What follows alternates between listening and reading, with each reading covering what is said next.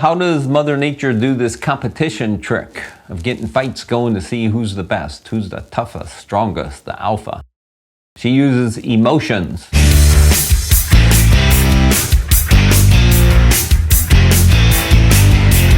A local Central Illinois newspaper story about a shortage of election judges inspired me to make this video. The judges fear threats from certain voters who believe they are helping bring about a better government. The election judge shortage caused 15 of our local voting centers not to be open in our last primary. This bullying of election judges is happening nationwide. We politically bully each other instinctively. Well, my mind dislikes confusion, and it came up with an explanation based on biology. Biology is how I make sense of the world.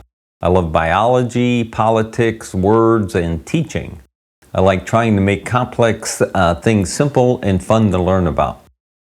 Now seems like a good time to lessen confusion if I can.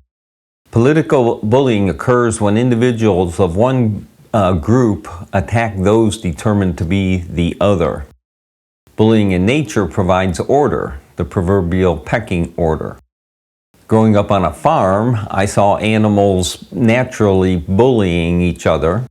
It was obvious who was the leader, the boss cow, the who ruled the roost with the chickens. The term pecking order comes from the social order that chickens have, where a chicken with higher status can peck another chicken who is lower status without fear of retaliation. The lower status chicken submits to pecking by one of a higher rank. When it happens in nature, we call it pecking order. When it happens in humans, we call it bullying. Thanks to my brothers, I wasn't bullied much in school as a student. Later, when I taught high school, I saw bullying and nasty groupthink, mob-like behavior. People act very differently in groups than individually. Usually groups make us better, but hanging out with the wrong crowd can bring about the worst in individuals. They get under the influence and carried away. Social animals, including humans, instinctively test each other to determine their rank in the pecking order. This ranking, a hierarchy, is like gravity. It just happens in groups. Humans have learned to dampen it so the weak are exploited less. In social species, the topmost members are called the alpha. They get the better food and mates. The term comes from the Greek alphabet's first letter, alpha. The second letter is beta. The leader of the group is the alpha. He is followed by the beta or betas, who are obedient to the alpha. Obedience is important to prevent chaos, which is wasteful. Chimps, our closest relative in the animal kingdom, exemplify a social species with a pecking order. With wild chimps, the alpha males and the alpha females use a mix of aggression and affection to keep others under their control, their influence. Force is the dominant factor in the wild, followed by affection. Chimps use a mix of brute force and touching, like hair grooming, to get other chimps to do what they want. It's like you, as a human, scolding your puppy when he needs it and petting him the rest of the time to keep him happy and under your influence. He's obedient. He doesn't have an attitude. He's on your side.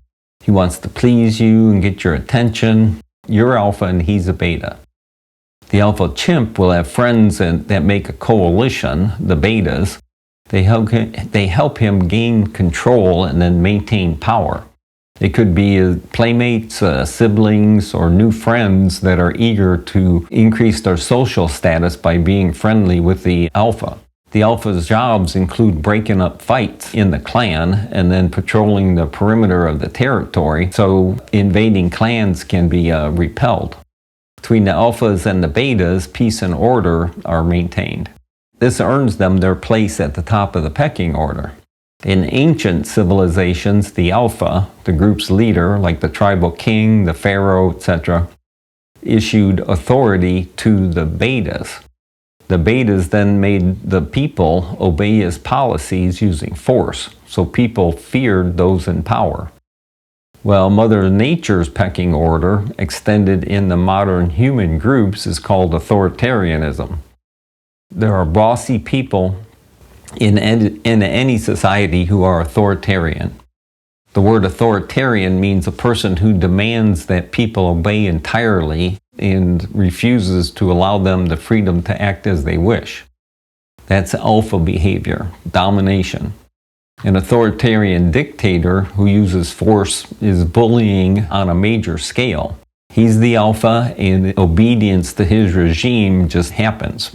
People want to please him and do his bidding. So how does Mother Nature do this competition trick of getting fights going to see who's the best, who's the toughest, strongest, the alpha? She uses emotions. Emotions get animals into motion. That's their behavior. She uses hormones like testosterone and neurotransmitters like dopamine to generate emotions. There are more than 50 hormones and more than 100 neurotransmitters. So it's complicated, but it's pretty cool if you think about it. Just think of all the different emotions we have. Emotions are generated in a mammal's brain called the limbic system. The term limbic means edge because if you cut a brain in half, you'll see 3 distinct parts. The outer part is called the cortex, as in cortex means bark in Latin, as in the outer layer of a tree. The center by your brain stem is also called the reptilian brain, and the edges in between is the limbic system. And there's a lot going on in the limbic system. It has the pleasure center, which is causes addiction because we keep going back and seeking pleasure. And the stress response, anxiety, depression, and lots more feelings. So the limbic system also stores memories with these feelings, these emotions with them. And this allows a conditioned behavior, a stimulus response, like the dog sitting on command or the kid that is potty trained.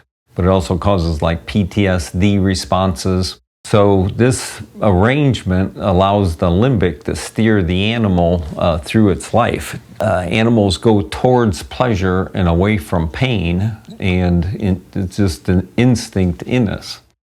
So the limbic system is responsible for establishing the pecking order. It feels good being part of a group. Bullying feels good. Approval feels good. So the leaders are rewarded for bullying with reward molecules in their brains. The bullied record memories of fear and pain to be triggered later.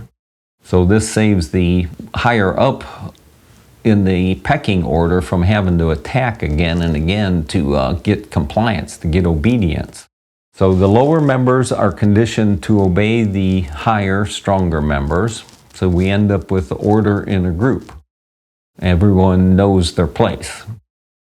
Another thing about animal groups is their ability to feel emotions together and act as one.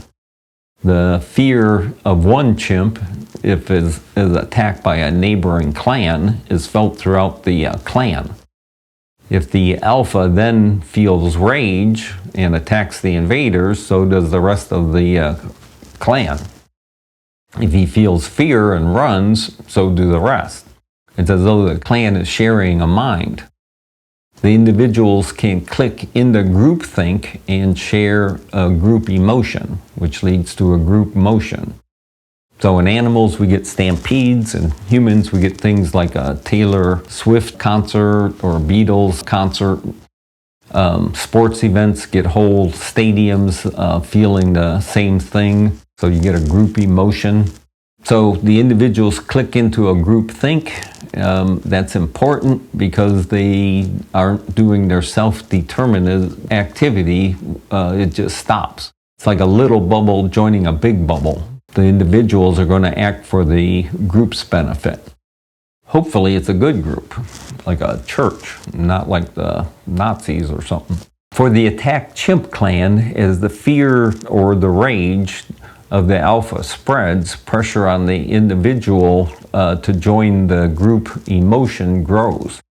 In nature with the wild chimps, this mechanism allows them to unite and drive off invading clan. Once the danger passes, the individual chimp can switch back to self-determinism, i.e. doing what he wants, looking out for himself. Humans can get stuck in groupthink, for example, with the Nazis. The alpha Hitler and his betas used force to get obedience. Individuals joined, carried out his intentions. They were under his influence and united in doing this, doing his bidding. They made a group you joined, or you were labeled other and attacked. And I think this is what's going on with those threatening the election judges. They joined their group and the judges were labeled other. The attackers are in groupthink mode. They are under the influence of groupthink. They feel they are helping somehow. That is my explanation for why election judges are being threatened. Ancient survival instincts are manifesting in modern times. If you can, please volunteer to be an election judge. This will help our group, our country, be democratic and self-determined. This is the land of the free, free from authoritarian bullies. Thanks for watching this, and please share it.